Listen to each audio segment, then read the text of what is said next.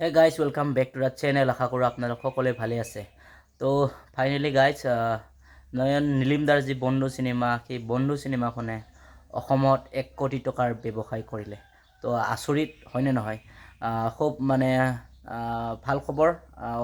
অসমীয়া cinema জগতৰ কাৰণে এইটো ভাল খবৰ বুলি ক'ব লাগিব, কাৰণ 1 কোটি টকা ব্যৱসায় মানে এইটো ইমান সহজ কথা নহয়। তো গাইজ বন্ধু চিনেমাখনৰ এণ্টায়াৰ টিমৰ যি কৰ্মকৰ্তা, মানে বন্ধু চিনেমাখনৰ যি সফলতা, সেই সফলতাৰ শুভেচ্ছা মই আপোনালোকলৈ জনাইছোঁ।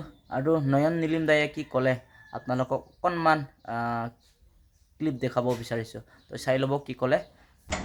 অসমৰ জনসাধাৰণক আৰু সেই কোটি কোটি মানুহক যে বন্ধুক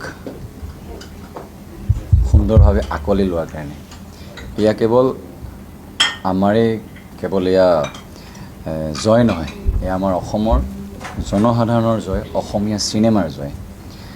মই প্ৰথমে আগতেও কৈছোঁ যে বন্ধু ছবি আহিব, ছবি যাব, কিন্তু বিচাৰোঁ কি অসমত অসমীয়া ছবি চোৱাৰ এটা পৰিৱেশ যাতে আমি গঢ়ি তুলিব পাৰোঁ।